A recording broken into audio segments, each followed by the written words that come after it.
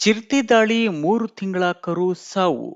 ಗೌರಿಬಿದನೂರು ತಾಲೂಕಿನ ಕುರುಡಿ ಗ್ರಾಮ ಪಂಚಾಯಿತಿ ವ್ಯಾಪ್ತಿಯ ರಂಗನಹಳ್ಳಿ ಗ್ರಾಮದ ರಂಗನಾಥಗೌಡ ಎಂಬುವರ ಶೆಡ್‌ನಲ್ಲಿ ಕಟ್ಟಿಹಾಕಿದ 3 ತಿಂಗಳ ಕರುವಿನ ಮೇಲೆ ಚಿರತೆ ದಾಳಿ ಮಾಡಿ ಕೊಂದು ಹಾಕಿರುವ ಘಟನೆ ನಡೆದಿದೆ. ಇದೇ ವೇಳೆ ರಂಗನಾಥ್ ಗೌಡ ಮಾತನಾಡಿ, ನಮ್ಮ ಗ್ರಾಮದಲ್ಲಿ ಇದು 4ನೇ ಚಿರತೆ ದಾಳಿ. ಇದರಿಂದ ನಮಗೆ ತುಂಬಾ ತೊಂದರೆಯಾಗಿದೆ. ಕುರಿ, ಕೋಳಿ, ಮೇಕೆ, ಕರುಗಳನ್ನ ಚಿರತೆ ತಿನ್ನಲು ಬರುತ್ತದೆ. ಹೊಲದಲ್ಲಿ ಬೆಳೆಗಳು ನಾಶವಾಗುತ್ತದೆ. ನಮಗೆ ರಾತ್ರಿ ಸಮಯದಲ್ಲಿ ಕರೆಂಟ್ ಕೊಡುವುದರಿಂದ ಹೊಲದ ಕಡೆಗೆ ಬರಲು ಭಯವಾಗುತ್ತದೆ. ಅರಣ್ಯ ಪ್ರದೇಶದ ಸುತ್ತಮುತ್ತಲಿನಲ್ಲಿರುವ ಜಮೀನುಗಳಿಗೆ ಹಗಲಿನಲ್ಲಿ ವಿದ್ಯುತ್ ಕೊಡುವಂತೆ ಈ ಹಿಂದೆ ನಾವು ಬೆಸ್ಕಾಂ ಅಧಿಕಾರಿಗಳಿಗೆ ತಿಳಿಸಿ ಮನವಿ ಮಾಡಿದ್ದೆವು. ಅವರು ಕೂಡ ಸ್ಪಂದಿಸಲಿಲ್ಲ. ಒಂದು ಕಡೆ ಹಂದಿಗಳ ಕಾಟ, ಮತ್ತೊಂದು ಕಡೆ ಚಿರತೆ ಭಯ. ಹಾಗಾಗಿ ನಮ್ಮ ಗ್ರಾಮದಲ್ಲಿ ಬೆಳೆ ಬೆಳೆಯುವುದೇ ಕಷ್ಟವಾಗಿದೆ ಎಂದು ತಿಳಿಸಿದರು. ಘಟನೆಗೆ ಸಂಬಂಧಿಸಿದಂತೆ ಅರಣ್ಯ ಇಲಾಖೆ ಅಧಿಕಾರಿಗಳು ಸ್ಥಳಕ್ಕೆ ಭೇಟಿ ನೀಡಿ ಬೋನಿನ ವ್ಯವಸ್ಥೆ ಮಾಡಿದ್ದಾರೆ. ಪಂಚಾಯಿತಿ ರಂಗನಹಳ್ಳಿ. ನಾವು ಇಲ್ಲಿ ಶೆಡ್ ಹಾಕೊಂಡು ಕಟ್ಟೆಯಿಂದ ಶೆಡ್ಡು, ಕುರಿ ಶೆಡ್ಡು ಮತ್ತು ದನ ಶೆಡ್ಡು ಹಾಕಿದ್ದೀವಿ. 9:30 ಊಟ ಮಾಡ್ಕೊಂಡು ಹೊಲ್ದ ಹತ್ರಕ್ಕೆ ಬಂದ್ವಿ. ಅಲ್ಲೂ 8 ಗಂಟೆಗೆ ಕರ್ಕೊಂಡೋದ್ವಿ. 9:30 ತಿರ್ಗಿ ರಿಟರ್ನ್ ಬಂದ್ವಿ. 9:30 ಬರೋಷ್ಟೊತ್ತಿಗೆ ಗಾಡಿ ನಿಲ್ಲಿಸಿದ್ರೆ ಬಂದು ಕರ ಬಿದ್ದೋಗಿತ್ತು. ನಾನು ಏನು ಕರ ಬಿದ್ದೋಗೈತೆ ಅಂತ ಒಳಗಡೆಗೆ ಬಂದರೆ ಒಳಗಡೆಯಿಂದ ಅದು ಇದ್ದೊಳ್ಳಿಲ್ಲ. ಕರು ಅಷ್ಟೊತ್ತಿಗೆ ಅವರೇ ಡೆತ್ ಆಗೋಗ್ಬಿಟ್ಟಿತ್ತು. ತಿರುಗಿ ಈಚೆ ಕೋಳಿ ಶೆಡ್ ನೋಡಿದ್ರೆ ಕೋಳಿಗಳು ಇರಲಿಲ್ಲ, ತಿಂದಾಕಿತ್ತು.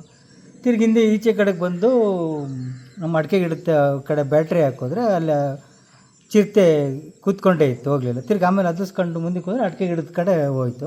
ತಿರ್ಗಿ ಅಷ್ಟಲ್ಲಿಗೆ ನಮ್ಮ ತಮ್ಮನಿಗೆ ಅವ್ರಿಗೆ ಫೋನ್ ಮಾಡಿದ್ದಕ್ಕೆ ತಮ್ಮನೂ ಒಂದು 10-15 ಜನ ಎಲ್ಲ ಬಂದು ಊರಿನವರೆಲ್ಲ ಬಂದು ತಿರ್ಗಿ ಬ್ಯಾಟ್ರಿ ಹಾಕಿದ್ರು ಅಡಿಕೆ ಗಿಡದಾಗೆ ಐತೆ. ತಿರ್ಗಿ ಅಡಿಕೆ ಗಿಡದಾಗಿಂದ ಸುಮಾರು ಹೊತ್ತು ಅಡಿಕೆ ಗಿಡದಾಗಿದ್ದು ತಿರ್ಗಿ ಹಂಗಿಂದ ಹಂಗೇನೆ ಹಂಗೋಯ್ತು. ಆ ಕಡೆ ಸೀಮೆಸಪ್ಪೆ ಐತೆ, ಆ ಸೀಮೆಸಪ್ಪೆ ಕಡೆ ಹೋಯ್ತು. ಅಲ್ಲಿ ಬ್ಯಾಟ್ರಿ ಹಾಕಿದ್ರೆ ತಿರ್ಗಿ ಅಲ್ಲೇ ಐತೆ. ತಿರ್ಗಿ ಒಂದು ಗಂಟೆಗೆ ಹುಡುಗರೆಲ್ಲ ಸೇರಿ ಓಡಿಸ್ಬಿಡೋಣ ಅದನ್ನ ಅಂತಂದ್ಬಿಟ್ಟು ಗಲಾಟೆ ಮಾಡಿ ಓಡಿಸಿದ್ರು ತಿರ್ಗಿ ಆಮೇಲೆ ತಿರ್ಗಿ 2 ಗಂಟೆಗೆ ತಿರ್ಗಿ ಮತ್ತೆ ಬಂದೈತೆ. ತಿರ್ಗಿ ರೇಷ್ಮೆಗೆ ತಿರ್ಗಿ ಕಾದೈತೆ.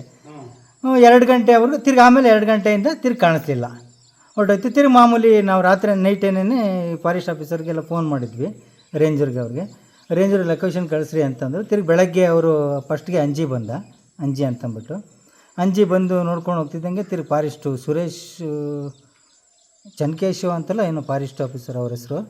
ಬಟ್ ಅವ್ರು ಬಂದು ಅವರೆಲ್ಲ ಮಾಜರ್ ಮಾಡ್ಕೊಂಡು ಹೋದ್ರು. ತಿರ್ಗಿ ಹಿಂದೆಲ್ಲ ಡಾಕ್ಟ್ರಿಗೆ ಫೋನ್ ಮಾಡಿದ್ವಿ.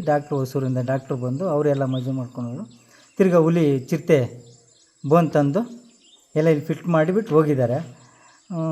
ಅಂದರೆ ನಮಗೆ ಇವಾಗ ಹೆಂಗೆ ಆಯಿತು ಅಂತಂದರೆ ನಮ್ಮೂರಲ್ಲಿ ಇದು ನಮ್ಮದು ನಾಲ್ಕನೇ ತಿಂದಿರೋದು, 4ನೇದು. ಮೊದಲು ಚಂಪಾನಾಯ್ಕ ಅಂತಂದ್ಬಿಟ್ಟು ಇಲ್ಲಿ ಲಂಬಾಣಿಸ್ ಒಬ್ಬರು ಇದ್ದರು, ಅವ್ರ ಹೊಲ್ದ ಹತ್ರ. ಹೌದು, ಹಿಂಗೆ ಈ ಥರ ಹೊಲ್ದ ಹತ್ರನೇ ಇದು ಅವ್ರದ್ದು ಕರ ತಿಂದಾಕಿತ್ತು. ಅಲ್ಲೂ ಅವರು ಅವಾಗನೂ ಇದು ಮಾಡಿದ್ರು. ತಿರ್ಗಿ ಇಲ್ಲಿ ಮೇಲ್ಗಡೆ ಒಬ್ಬರು ರಮೇಶ್ ಗೋಪಾಲನ್ ಅಲ್ವಾ, ರಮೇಶ್ ಅಂತಂದ್ಬಿಟ್ಟು ಒಬ್ಬರು ಇದ್ರು ನಮ್ಮ ಹೊಲದ ಮೇಲ್ಗಡೆನೇ. ಅವ್ರದ್ದು ಕರನೇ ತಿಂದಾಕಿತ್ತು. ತಿರ್ಗಿ ಇನ್ನೊಬ್ರು ಬಾಲರಾಜ್ ಅನ್ನೋರು ಮೇಕೆ ಇದು ತಿಂದಾಕಿತ್ತು. ಇದು ನಮ್ಮದು 4ನೇ ಅವ್ರದ್ದು. ಈ ಚಿರತೆದು ಹೆಂಗೆ ಐತೆ ಅಂತಂದರೆ ನಮಗೆ ಸಖತ್ತು ಪ್ರಾಬ್ಲಮ್ ಆಗ್ಬಿಟ್ಟೈತೆ. ನೈಟ್ ಹೊತ್ತು ಯಾರು ಓಡಾಡೋಂಗೆ ಇಲ್ಲ, ಆ ಥರ ಆಗ್ಬಿಟ್ಟೈತೆ ಕರೆಂಟು. ಒಂದು ಸರ್ತಿ KBಗೆಲ್ಲ ಗಲಾಟೆ ಮಾಡಿ ಜಟ್ಪಿನ ಮೂರ್ತಿನ ಅವ್ರನ್ನೆಲ್ಲ ಕರ್ಕೊಂಡು ಹೋಗಿ ಗಲಾಟೆ ಮಾಡಿ ಒಂದು ಇದು ಕೊಟ್ವಿ. ರಾತ್ರಿ ಹೊತ್ತು ಕರೆಂಟು 3 ಗಂಟೆಗೆ ಕೊಡ್ತಾರಲ್ವ, ಅದನ್ನು ಹಗಲತ್ತೆ ಕೊಟ್ಬಿಡಿ ಅಂತಂದ್ಬಿಟ್ಟು. ಆದರೂ ಆಯಿತು. ಚಿರತೆ ಕಟ್ ನಮ್ಮ ಏರಿಯಾ ಇವಾಗ ಬಿಸ್ಲಹಳ್ಳಿ ಆಗ್ಬೋದು, ಈ ಸರೌಂಡಿಂಗ್ ಫಾರೆಸ್ಟ್ ಸರೌಂಡಿಂಗ್ ಐತೆ, ಆ ಕಡೆನಾದರೂ ಅಟ್ಲೀಸ್ಟು ಹಗಲೊತ್ತು ಕರೆಂಟ್ ಕೊಡ್ರಿ ಅಂತಂದ್ಬಿಟ್ಟು ನಾವು ಮನವಿ ಎಲ್ಲ ಕೊಟ್ವಿ, ರೈತರು ಜಟ್ಮಿ ಮೂರ್ತಿ ಎಲ್ಲ ಸೇರಿಕೊಂಡು. ಬಟ್ ಅವರು ಅದಕ್ಕೂ ಸ್ಪಂದಿಸಲಿಲ್ಲ. ಅದು ಏನಾಯಿತು ಅಂದರೆ ನಮಗೆ ಈ ಬೆಳೆ ಇಡೋಕ್ಕೆ ರಾತ್ರಿ ಹೊತ್ತು ಬೆಳೆ ಇಟ್ವಿ ಅಂತಂದ್ರೆ ಹಂದಿಳು ಕಾವಲು ಬರೋಕ್ಕೆ ಹೋದ್ವಿ ಅನ್ಕೊ, ಈ ಚಿರತೆ ಭಯ.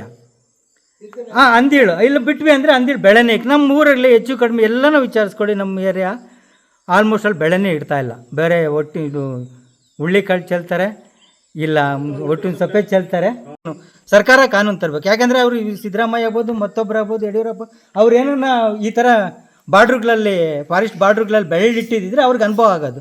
ಅವರೆಲ್ಲ ಏನು ಮಾಡ್ತಾರೆ ಅಂತ ದೊಡ್ಡ ಕಾಂಪೌಂಡ್ಗಳು ಹಾಕಿರ್ತಾರೆ ಅವ್ರ ಜಮೀನುಗಳಿಗೆ. ಯಾವುದೇ ಒಂದು ಪ್ರಾಣಿ ಒಂದು ಇದು ಬರೋಲ್ಲ. ಬಟ್ ಇಲ್ಲಿ ರೈತರಿಗೆ ಏನು ಗೊತ್ತು, ರೈತರ ಕಷ್ಟಗಳು ಅವ್ರಿಗೇನು ಅರ್ಥ ಆಗ್ತದೆ. ಹಂದಿಗಳು ನೋಡಿಬಾರ್ದಪ್ಪ, ಜಿಂಕೆಗಳು ನೋಡಿಬಾರ್ದಪ್ಪ, ನವಿಲು ನೋಡಿಬಾರ್ದಪ್ಪ ಅಂತ ಹೇಳ್ತಾರೆ. ಬಟ್ ನಾವು ಹೊಡಿಬಾರ್ದು ಅಂತಂದರೆ ಅಲ್ಲಿ ರೈತರು ಹಾಳಾಗೋಗ್ಬಿಡೋಣ ಅನ್ನೋ ಆಗೋಗ್ಬಿಟ್ಟೈತೀವಿ ನಮ್ಮ ಪರಿಸ್ಥಿತಿಗಳು.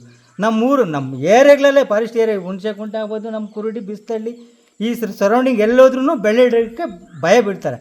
ಈ ಕರೆಂಟ್ ನೀರು ಎತ್ತಬೇಕಾ, ಆಗೋದಿಲ್ಲ, ನೈಟ್ ಹೊತ್ತಾಗಲ್ಲ. ನೈಟ್ ಹೊತ್ತು ಅದನ್ನು ಹೋಗಲಿ, ನಿಮ್ಮ ಮುಂಡಾಮೈ ಸಾಬ್ ಕೊಟ್ರಿ ಬೆಳಗ್ಗೆ ಹೊತ್ತು ಕರೆಂಟ್ 7 ಗಂಟೆ ಟೈಮು, ಇವಾಗ 4, 3, 7 ಗಂಟೆ ಕೊಡ್ತಾರೆ. ಆ ರಾತ್ರಿ ಹೊತ್ತು ಹಗ್ಲೊತ್ತು ಕೊಡ್ರಿ ಅಂತಂದ್ರೆ ಅದನ್ನು ಕೇಳ್ತಾ ಇಲ್ಲ. ಅದು ಏನು ಮಾಡಬೇಕು ಅನ್ನೋದೇ ಪರಿಸ್ಥಿತಿ ಆಗ್ತಾ ಇಲ್ಲ.